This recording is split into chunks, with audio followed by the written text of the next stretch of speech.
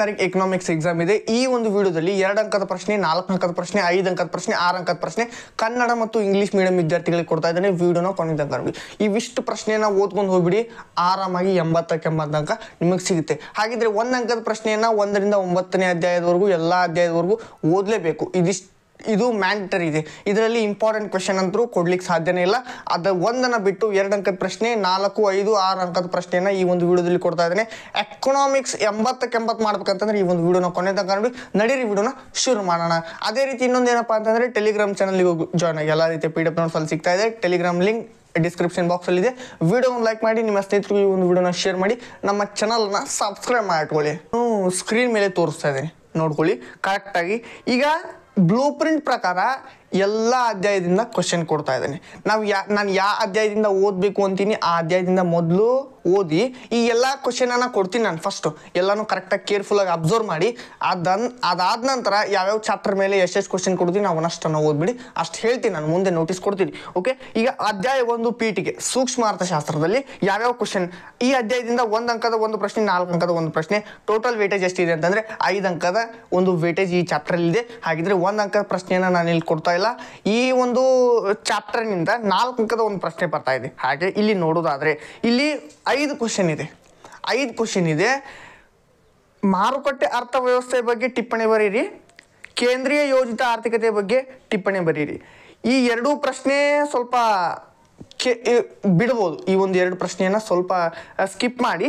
ಆದರೆ ಒಂದು ಸರಳ ಆರ್ಥಿಕತೆಯಲ್ಲಿ ಇದೊಂದು, ಉತ್ಪಾದನಾ ಸಾಧ್ಯತಾ ಗಡಿ, ಒಂದು ಆರ್ಥಿಕತೆಯ ಕೇಂದ್ರೀಯ ಸಮಸ್ಯೆಗಳು, ಈ 3 ಪ್ರಶ್ನೆಯನ್ನು ಓದ್ಕೊಂಡ್ಬಿಡಿ. ತುಂಬ ಇಂಪಾರ್ಟೆಂಟ್.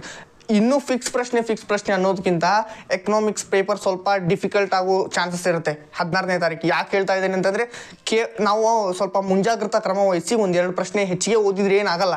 ಸೊ ಹೀಗಾಗಿ ಇವೆಲ್ಲ ಪ್ರಶ್ನೆನ ಕೇಳಿದ್ದಾನೆ. ಇದರಿಂದ ಇಂಪಾರ್ಟೆಂಟ್ ಪ್ರಶ್ನೆ ಎಲ್ಲ ಫಿಕ್ಸ್ ಪ್ರಶ್ನೆ ಕೊಡ್ಲಿಕ್ಕೆ ಸಾಧ್ಯನೇ ಇಲ್ಲ. ಹಾಗಾಗಿ 3 ಪ್ರಶ್ನೆನ ಕೊಡ್ತಾ ಇದ್ದೇನೆ. ಇಲ್ಲಿ ಮಾರುಕಟ್ಟೆ ಅರ್ಥವ್ಯವಸ್ಥೆ ಬಗ್ಗೆ ಕಳೆದ ವರ್ಷ 2023ರಲ್ಲಿ ಕೇಳಿದ್ದ. ಸೊ ಇದೇ ಮತ್ತೆ ಆ್ಯನ್ಯುವಲ್ ಎಕ್ಸಾಮಲ್ಲಿ, ಈ ಆ್ಯನ್ಯುವಲ್ ಎಕ್ಸಾಮಲ್ಲಿ ಕೇಳುವಂಥ ಸಾಧ್ಯತೆ ಇರೋದಿಲ್ಲ. ಹಾಗಾಗಿ ಈ ಒಂದು ಪ್ರಶ್ನೆನ ಜಸ್ಟ್ ನೋಡ್ಕೊಂಡು ಇಟ್ಕೋರಿ. ಆದರೆ ಈ ಒಂದು ಮೂರು ಉತ್ಪಾದನಾ ಸಾಧ್ಯತಾ ಗಡಿ, ಒಂದು ಸರಳ ಆರ್ಥಿಕತೆಯಲ್ಲಿ ಕೃಷಿ ಕುಟುಂಬ ಇದೊಂದು, ಅದೇ ರೀತಿ ಕೇಂದ್ರೀಯ ಆರ್ಥಿಕ ಸಮಸ್ಯೆಗಳನ್ನು ಸಂಕ್ಷಿಪ್ತವಾಗಿ ವಿವರಿಸಿ, ಈ ಒಂದು 3 ಪ್ರಶ್ನೆಯನ್ನು ಕೊಡ್ತಾ ಇದ್ದಾನೆ. 3 ಪ್ರಶ್ನೆಯಲ್ಲಿ 1 ಪ್ರಶ್ನೆ ಇದು ಅನಾಲಿಸಿಸ್ ಪ್ರಕಾರ, ಇದಿಷ್ಟನ್ನು ನೋಡ್ಕೊಳ್ಳಿ. ಅದೇ ರೀತಿಯಾಗಿ 2ನೇ ಅಧ್ಯಾಯ ಅನುಭೋಗಿಯ ವರ್ತನೆಯ ಸಿದ್ಧಾಂತ, 1 ಅಂಕದ 1 ಪ್ರಶ್ನೆ, 2 ಅಂಕದ 2 ಪ್ರಶ್ನೆ, 4 ಅಂಕದ 1 ಪ್ರಶ್ನೆ, 6 ಅಂಕದ 1 ಪ್ರಶ್ನೆ, 5 ಅಂಕದ 1 ಪ್ರಶ್ನೆ. ಇದಿಷ್ಟನ್ನು ಈ ಒಂದು ಅಧ್ಯಾಯದಲ್ಲಿ ಕೇಳಾಗುತ್ತೆ. ಇಲ್ಲಿ ನಾವು ಮಾಡಬೇಕಾಗಿರೋದು ಏನಪ್ಪ ಅಂತಂದರೆ, ಯಾವ್ಯಾವ ಪ್ರಶ್ನೆ 2 ಅಂಕದ ಪ್ರಶ್ನೆಯಲ್ಲಿ 6 ಕೊಡ್ತಾ ಇದ್ದೀನಿ, 6ರಲ್ಲಿ 2 ಬರುತ್ತೆ. ಇನ್ನೂ ಫಿಕ್ಸ್ ಕೊಡಿ, ಇಲ್ಲ, ಸಾಧ್ಯನೇ ಇಲ್ಲ. ಇಲ್ಲಿ 6 ಪ್ರಶ್ನೆಯನ್ನು ಕೊಡ್ತಾ ಇದ್ದೀನಿ.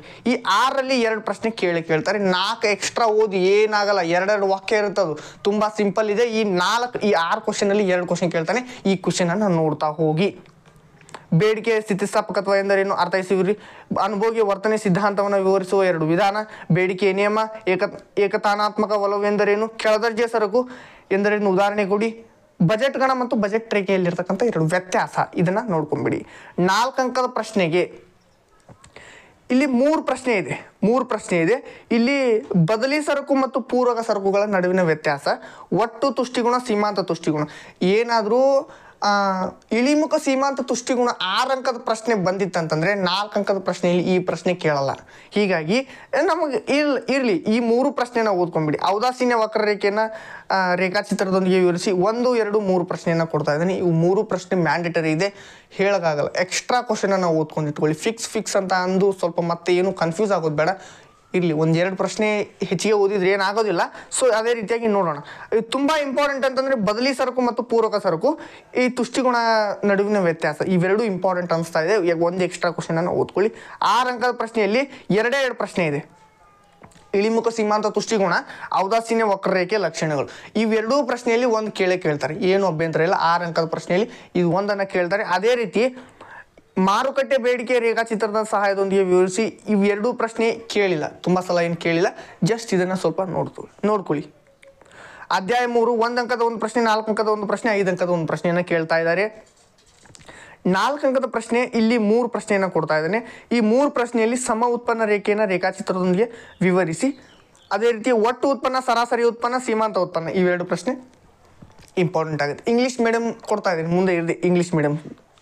ಅಧ್ಯಾಯ 4ರಲ್ಲಿ ಪರಿಪೂರ್ಣ ಪೈಪೋಟಿ ಮಾರುಕಟ್ಟೆ ಉದ್ಯಮ ಘಟಕದ ಸಿದ್ಧಾಂತ. ಇಲ್ಲಿ 1 ಅಂಕದ 3 ಪ್ರಶ್ನೆ, 2 ಅಂಕದ 1 ಪ್ರಶ್ನೆ, 6 ಅಂಕದ 1 ಪ್ರಶ್ನೆಯನ್ನು ಕೇಳ್ತಾ ಇದ್ದಾರೆ. 2 ಅಂಕದ ಪ್ರಶ್ನೆಯನ್ನು ಇಲ್ಲಿ ಕೊಟ್ಟಿದ್ದೀನಿ ನಾನು. 2 ಅಂಕದ ಪ್ರಶ್ನೆಯನ್ನು ನೋಡ್ತಾ ಹೋಗಿ. ಅದೇ ರೀತಿ 6 ಅಂಕದ 1 ಪ್ರಶ್ನೆ ಒಂದೇ ಒಂದಿದೆ. ಈ ಒಂದೇ ಒಂದು ಪ್ರಶ್ನೆಯನ್ನು ಕೇಳಬೇಕು. ಮಾರುಕಟ್ಟೆ ಪೂರೈಕೆ ರೇಖೆಯನ್ನು ರೇಖಾಚಿತ್ರದೊಂದಿಗೆ ವಿವರಿಸಿ. ಇದೊಂದು ಪ್ರಶ್ನೆ ಫಿಕ್ಸ್. ಅಧ್ಯಾಯ 5ರಲ್ಲಿ ಅಧ್ಯಾಯ 5 ಮಾರುಕಟ್ಟೆ ಸಮತೋಲನ. ಏನೇನು ಕೇಳ್ತಾರೆ ಅಂತಂದರೆ ಅಧ್ಯಾಯ 5ರಲ್ಲಿ ನೋಡಿ 1 ಅಂಕದ 2 ಪ್ರಶ್ನೆ, 2 ಅಂಕದ 1 ಪ್ರಶ್ನೆ, 4 ಅಂಕದ 1 ಪ್ರಶ್ನೆನ ಕೇಳಲಾಗುತ್ತೆ. 2 ಅಂಕದ ಪ್ರಶ್ನೆಯನ್ನು ನಾನು ಇಲ್ಲಿ ಕೊಟ್ಟಿದ್ದೀನಿ. 2 ಅಂಕದ ಪ್ರಶ್ನೆಯನ್ನು ಇಲ್ಲಿ ಕೊಟ್ಟಿದ್ದೀನಿ. ಲಿಟ್ರಲಿ ಇವನ್ನೆಲ್ಲ ಓದ್ಕೊಳ್ಳಿ. 2 ಕ್ವಶನ್ ಬರುತ್ತೆ ಇಲ್ಲಿ. ಸೊ ಹೀಗಾಗಿ ಇವನ್ನ ಓದ್ಕೊಳ್ಳಿ. ಅದೇ ರೀತಿಯಾಗಿ 4 ಅಂಕದ ಪ್ರಶ್ನೆಯಲ್ಲಿ ಇಲ್ಲಿ ನೋಡಿ ಬೆಲೆ ಮಿತಿ, ಬೆಲೆ ಅಂತಸ್ತಿನ ಟಿಪ್ಪಣಿ, ಬೆಲೆ ಮಿತಿ, ಬೆಲೆ ಅಂತಸ್ತಿನ, ಈ 2 ಪ್ರಶ್ನೆಯಲ್ಲಿ 1 ಪ್ರಶ್ನೆ ಕೇಳ್ತಾರೆ. ಫಿಕ್ಸ್ ಅದು. ಈ ರೀತಿ ಹೇಳ್ಬೋದು 2ರಲ್ಲಿ 1 ಕೇಳ್ತಾರೆ ಅಂತ. ಇದೇ ಬರುತ್ತೆ ಅಂತ ಹೇಳಲಿಕ್ಕೆ ಸಾಧ್ಯ ಇಲ್ಲ. ಸಮಗ್ರ ಅರ್ಥಶಾಸ್ತ್ರವನ್ನು ನೋಡೋದಾದರೆ ಈ 3 ಪ್ರಶ್ನೆಯಲ್ಲಿ 1 ಪ್ರಶ್ನೆ ಬಂದೇ ಬರುತ್ತೆ. ಆದರೆ ಅದರಲ್ಲೂ ತುಂಬ ಇಂಪಾರ್ಟೆಂಟ್ ಯಾವುದಪ್ಪ ಅಂತಂದರೆ ಸಮಗ್ರ ಅರ್ಥಶಾಸ್ತ್ರವು ಸೂಕ್ಷ್ಮ ಅರ್ಥಶಾಸ್ತ್ರಕ್ಕಿಂತ ಯಾವ ರೀತಿ ಭಿನ್ನವಾಗಿದೆ. ಇಂಪಾರ್ಟೆಂಟ್ ಅಲ್ಲ, ಫಿಕ್ಸ್ ಪ್ರಶ್ನೆ ಇದು ಬರಲೇಬೇಕಿದು. ನೋಡ್ಕೊಳ್ಳಿ, ಓದಿ ಇದನ್ನು. ಇನ್ನೊಂದು ಅಧ್ಯಾಯ 2 ರಾಷ್ಟ್ರೀಯ ಆದಾಯದ ಲೆಕ್ಕಾಚಾರ. ಇದು ಸಮಗ್ರ ಅರ್ಥಶಾಸ್ತ್ರದಲ್ಲಿ ಈ ಒಂದು ಚಾಪ್ಟರ್ನಿಂದ 1 ಅಂಕದ 3 ಪ್ರಶ್ನೆ, 2 ಅಂಕದ 2 ಪ್ರಶ್ನೆ, 4 ಅಂಕದ 1 ಪ್ರಶ್ನೆ, 6 ಅಂಕದ 1 ಪ್ರಶ್ನೆಯನ್ನು ಕೇಳ್ತಾ ಇದ್ದಾರೆ. ಇಲ್ಲಿ ಸ್ವಲ್ಪ ಪ್ರಶ್ನೆಗಳಿದೆ ನೋಡ್ಕೊಳ್ಳಿ. 4 ಉತ್ಪಾದನಾಂಗಗಳವು, ಅವುಗಳ ಪ್ರತಿಫಲಗಳನ್ನು ಹೆಸರಿಸಿ. ಇವೆಲ್ಲ ಪ್ರಶ್ನೆಯನ್ನು ಲಿಟ್ರಲಿ ಓದಿ. ಇಲ್ಲಿನೂ ಸಹ 6 ಪ್ರಶ್ನೆ ಇದೆ. 6ರಲ್ಲಿ 2 ಪ್ರಶ್ನೆ ಬರುತ್ತೆ. ಇವೆರಡು ಪ್ರಶ್ನೆ, 6 ಪ್ರಶ್ನೆಯನ್ನು ಓದ್ಕೊಂಬಿಡಿ. ಇಲ್ಲೊಂದು 3 ಇದೆ. ತುಂಬ ಇಂಪಾರ್ಟೆಂಟ್ ಪ್ರಶ್ನೆ ಇವೆಲ್ಲ. 4 ಅಂಕದ ಪ್ರಶ್ನೆಯಲ್ಲಿ ನೋಡೋದಾದರೆ ಇಲ್ಲಿ ಇಂಪಾರ್ಟೆಂಟ್ ಪ್ರಶ್ನೆ, ಫಿಕ್ಸ್ ಪ್ರಶ್ನೆಯನ್ನು ನೋಡೋದಾದರೆ ಒಂದು ಆರ್ಥಿಕತೆಯ ವೃತ್ತಾಕಾರ ಚಲನೆ. ಅದೇ ರೀತಿಯಾಗಿ ಇನ್ನೊಂದು ಯಾವುದಪ್ಪ ಇದು ಅಂತಂದರೆ ಬಾಹ್ಯತೆಗಳ ಕುರಿತು ಟಿಪ್ಪಣಿ ಬರೆಯಿರಿ. ಇದು ಸ್ವಲ್ಪ ಇಲ್ಲಿ ಮಿಸ್ಟೇಕ್ ಆಗಿದೆ. ಓಕೆ, ಅದನ್ನು ಕರೆಕ್ಟ್ ಮಾಡ್ಕೊಳ್ಳೋಣ. ಬಾಹ್ಯತೆಗಳ ಕುರಿತು ಟಿಪ್ಪಣಿಯನ್ನು ಬರೆಯಿರಿ. ಇವೆರಡು ಪ್ರಶ್ನೆ ಇಂಪಾರ್ಟೆಂಟ್ ಪ್ರಶ್ನೆ. ಇವೆರಡೂ ಪ್ರಶ್ನೆಯನ್ನು ಓದ್ಕೊಳ್ಳಿ. ಇನ್ನೊಂದು ಯಾವುದಾದ್ರೂ ಎಕ್ಸ್ಟ್ರಾ ಕ್ವಶನ್ ಓದ್ತೀನಿ ಅಂತಂದರೆ ಯೋಜಿತವಲ್ಲದ ತಪ್ಸೀಲು ಪಟ್ಟಿ ಶೇಖರಣೆ ಮತ್ತು ಕುಸಿತವನ್ನು ಉದಾಹರಣೆಯೊಂದಿಗೆ ವಿವರಿಸಿ. ಇದು ಸಹ ಇಂಪಾರ್ಟೆಂಟ್ ಪ್ರಶ್ನೆ. ಇಲ್ಲಿ ಇಂಪಾರ್ಟೆಂಟ್ ಪ್ರಶ್ನೆ ಅಂತಂದರೆ ಸಮಗ್ರ ಆರ್ಥಿಕತೆಯ ಅನನ್ಯತೆಗಳನ್ನು ವಿವರಿಸಿ, ಜಿ ಡಿ ಪಿಯನ್ನು ಲೆಕ್ಕಾಚಾರ ಮಾಡುವ ಎಲ್ಲ 3 ವಿಧಾನಗಳು ಒಂದೇ ಉತ್ತರವನ್ನು ನೀಡುತ್ತದೆ. ಇವೆರಡು ಪ್ರಶ್ನೆ ಇಂಪಾರ್ಟೆಂಟ್ ಆಗುತ್ತೆ. ಇವೆರಡು ಪ್ರಶ್ನೆಯನ್ನು ಲಿಟ್ರಲಿ ಕಡ್ಡಾಯವಾಗಿ ಓದ್ಕೊಳ್ಳಿ. ಹಣ ಮತ್ತು ಬ್ಯಾಂಕಿಂಗ್, ಇದು ಸಹ ಇಂಪಾರ್ಟೆಂಟ್ ಚಾಪ್ಟರ್. 1 ಅಂಕದ 2 ಪ್ರಶ್ನೆ, 4 ಅಂಕದ 1 ಪ್ರಶ್ನೆ, 6 ಅಂಕದ 1 ಪ್ರಶ್ನೆ. ಇಲ್ಲಿ 4 ಅಂಕದ ಪ್ರಶ್ನೆಯಲ್ಲಿ ನೋಡೋದಾದರೆ ಇವೆರಡು ಪ್ರಶ್ನೆಯನ್ನು ಓದ್ಕೊಳ್ಳಿ. RBIನ ಕಾರ್ಯಗಳು ಬಂದೇ ಬರುತ್ತೆ. ಮಾಡಲ್ ಕ್ವಶನ್ ಪೇಪರಲ್ಲೂ ಕೇಳಿದ್ದಾರೆ, ಕಳೆದ ಒಂದು ವಾರ್ಷಿಕ ಪರೀಕ್ಷೆಯಲ್ಲೂ ಕೇಳಿದ್ದಾರೆ, ಮಾರ್ಚ್ ಆ್ಯನ್ಯುವಲ್ ಎಕ್ಸಾಮಲ್ಲಿ. ಸೊ ಹೀಗಾಗಿ ಇಲ್ಲೂ ಕೇಳ್ತಾರೆ ಅಂತ ಅಂದರೂ ಕೂಡ ಒಂದು ಎಕ್ಸ್ಟ್ರಾ ಕ್ವಶನ್ ಕೊಡ್ತಾ ಇದ್ದೇನೆ. ಆ ಎಕ್ಸ್ಟ್ರಾ ಕ್ವಶನನ್ನು ಲಿಟ್ರಲಿ ಓದಿ. ಇಲ್ಲಿ 6 ಅಂಕದಲ್ಲಿ 2 ಪ್ರಶ್ನೆ ಇದೆ. ಆ 2 ಪ್ರಶ್ನೆಯಲ್ಲಿ ಒಂದು ಪ್ರಶ್ನೆ ಬಂದೇ ಬರುತ್ತೆ. ಹಣದ ಕಾರ್ಯಗಳು ಹೇಗೆ ಸಾಟಿ ವಿನಿಮಯ ಪದ್ಧತಿಯ ದೋಷಗಳನ್ನು ನಿವಾರಿಸುತ್ತದೆ. ಇದು ಇಂಪಾರ್ಟೆಂಟ್ ಪ್ರಶ್ನೆ. ಇದು ಒಂದನ್ನು ಓದ್ಕೊಳ್ಳಿ. ನೆಕ್ಸ್ಟ್ ಇನ್ನೊಂದು ಏನಾದರೂ ಓದೋದಿದ್ರೆ ಒಂದು ಚೀನಿವರ್ ಲಾಲನ ಕಥೆ ಇದೆ, ಅದನ್ನು ಈ ಸಾರಿ ಕೇಳುವಂತಹ ಸಾಧ್ಯತೆ ಇದೆ. ಆದರೆ ಇವೆರಡೂ ಪ್ರಶ್ನೆಯನ್ನು ಲಿಟ್ರಲಿ ಓದಿಟ್ಕೊಳ್ಳಿ. ಅಧ್ಯಾಯ 4 ಆದಾಯ ಮತ್ತು ಉದ್ಯೋಗದ ನಿರ್ಧಾರ. 1 ಅಂಕದ 2 ಪ್ರಶ್ನೆ, 2 ಅಂಕದ 1 ಪ್ರಶ್ನೆ, 4 ಅಂಕದ 1 ಪ್ರಶ್ನೆ, 2 ಅಂಕದ ಇಲ್ಲಿ 3 ಪ್ರಶ್ನೆ ಇದೆ. ಈ 3 ಪ್ರಶ್ನೆಯಲ್ಲಿ ನೋಡಿ, ಒಂದು ನಿಮಿಷ, ಈ 3 ಪ್ರಶ್ನೆಯಲ್ಲಿ 1 ಪ್ರಶ್ನೆ ಫಿಕ್ಸ್. ಈ 3ರಲ್ಲಿ 1 ಪ್ರಶ್ನೆ ಯಾವುದಾದ್ರೂ ಕೇಳ್ಬೋದು, ಅದು ಗೊತ್ತಿಲ್ಲ. ಯಾವುದಾದ್ರೂ 3ರಲ್ಲಿ 1 ಕೇಳ್ತಾರೆ. ಈ 3 ಪ್ರಶ್ನೆಯೆಲ್ಲ ಲಿಟ್ರಲಿ ಓದಿಟ್ಕೊಳ್ಳಿ. ಓಕೆ, ಇನ್ನು ನೆಕ್ಸ್ಟ್ ನೋಡೋದಾದರೆ 4 ಅಂಕದ 1 ಪ್ರಶ್ನೆಯಲ್ಲಿ ಅನುಭೋಗ ಬಿಂಬಕ, ಹೂಡಿಕೆ ಬಿಂಬಕ, ಈ 2 ಪ್ರಶ್ನೆಯಲ್ಲಿ 1 ಪ್ರಶ್ನೆ ಫಿಕ್ಸ್. ಇವೆರಡು ಪ್ರಶ್ನೆಯಲ್ಲಿ 1 ಪ್ರಶ್ನೆ ಫಿಕ್ಸ್. ಅದೇ ರೀತಿ ಅಧ್ಯಾಯ 5 ಸರ್ಕಾರದ ಮುಂಗಡ ಪತ್ರ ಮತ್ತು ಆರ್ಥಿಕತೆ. 1 ಅಂಕದ 2 ಪ್ರಶ್ನೆ, 2 ಅಂಕದ 1 ಪ್ರಶ್ನೆ, 6 ಅಂಕದ 1 ಪ್ರಶ್ನೆ. 2 ಅಂಕದ ಪ್ರಶ್ನೆಯನ್ನು ನಾನು ತುಂಬ ಏನು ಕೊಡ್ತಾ ಇಲ್ಲ. ಇಲ್ಲಿ ನೋಡ್ಕೊಂಬಿಡಿ. 3 ಕೊಡ್ತೀನಿ, 1 ಬಂದೇ ಬರುತ್ತೆ. ಇದಿಷ್ಟನ್ನು ನೋಡ್ಕೊಳ್ಳಿ. ಇನ್ನು ಸ್ವೀಕೃತಿಗಳ ವರ್ಗೀಕರಣ, ವೆಚ್ಚದ ವರ್ಗೀಕರಣ, ಈ 2 ಪ್ರಶ್ನೆಯಲ್ಲಿ 1 6 ಅಂಕಕ್ಕೆ ಕೇಳ್ತಾರೆ. 1 6 ಅಂಕಕ್ಕೆ ಕೇಳ್ತಾರೆ. ಇದನ್ನು 2ರಲ್ಲಿ 1 ಬಂದೇ ಬರುತ್ತೆ. ಅದೇ ರೀತಿ ಅಧ್ಯಾಯ 6 ಮುಕ್ತ ಆರ್ಥಿಕತೆ ಮತ್ತು ಸಮಗ್ರ ಆರ್ಥಿಕತೆ. 1 ಅಂಕದ 1 ಪ್ರಶ್ನೆ, 2 ಅಂಕದ 1 ಪ್ರಶ್ನೆ, 4 ಅಂಕದ 1 ಪ್ರಶ್ನೆ, 5 ಅಂಕದ್ದು 5 ಅಂಕದ 1 ಪ್ರಶ್ನೆಯನ್ನು ಕೇಳಲಾಗುತ್ತೆ. 2 ಅಂಕದ ಪ್ರಶ್ನೆಗಳು ಇಲ್ಲಿದೆ. ಈ 2 ಅಂಕದ ಪ್ರಶ್ನೆಗಳನ್ನು ಓದಿ. ಇವಿಷ್ಟು ಕ್ವೆಶ್ಚನ್ ಇದೆ.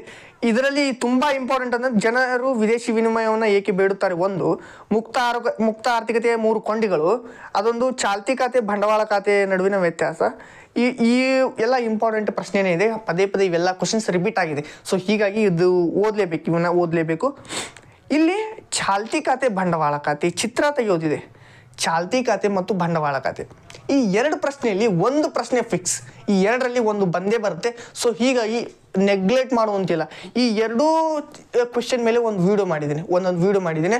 ಆ ವಿಡಿಯೋನ ನೋಡಿಬಿಟ್ರೆ ನೀವು ಸುಲಭವಾಗಿ ಕಲ್ತ್ಬಿಡ್ತಾರೆ. ಇವೆರಡರಲ್ಲಿ ಒಂದು ಪ್ರಶ್ನೆ ಫಿಕ್ಸ್. ಈಗ ಬ್ಲೂ ಪ್ರಿಂಟ್ ಪ್ರಕಾರ ನಾನು ಹೇಳಿದ್ದೆ ಯಾವ್ಯಾವ ಅಧ್ಯಾಯವನ್ನು ಓದಬೇಕು ಅಂತ. ಯಾವ್ಯಾವ ಅಧ್ಯಾಯವನ್ನು ಓದಬೇಕು 6 ಅಂಕದ ಪ್ರಶ್ನೆಗೆ ಹೇಳ್ತಾ ಇದ್ದೀನಿ. 6 ಅಂಕದ ಪ್ರಶ್ನೆಗೆ ಸಮಗ್ರ ಅರ್ಥಶಾಸ್ತ್ರದಲ್ಲಿ 2ನೇ ಅಧ್ಯಾಯ 3ನೇ ಅಧ್ಯಾಯ, ಸಮಗ್ರ ಅರ್ಥಶಾಸ್ತ್ರದಲ್ಲಿ 2ನೇ ಅಧ್ಯಾಯ 3ನೇ ಅಧ್ಯಾಯ, ಸೂಕ್ಷ್ಮ ಅರ್ಥಶಾಸ್ತ್ರದಲ್ಲಿ 2ನೇ ಅಧ್ಯಾಯ. ಇಲ್ಲಿ ಎಷ್ಟು ಚಾಪ್ಟರ್ ಕವರ್ ಆಯಿತು? 3 ಚಾಪ್ಟರ್ 3 ಕ್ವೆಶನ್ಸ್ ಬಂದು ಹೋಯ್ತಿಲ್ಲ ನಮಗೆ. ನಾವು ಇದನ್ನು ಲಿಟ್ರಲಿ ಓದಲೇಬೇಕು. ಸೂಕ್ಷ್ಮ ಅರ್ಥಶಾಸ್ತ್ರದಲ್ಲಿ 2 ಕ್ವೆಶನ್, ಸಮಗ್ರ ಅರ್ಥಶಾಸ್ತ್ರದಲ್ಲಿ ಒಂದು 4 ಕ್ವೆಶನನ್ನು ಕೊಟ್ಟಿದ್ದೇನೆ.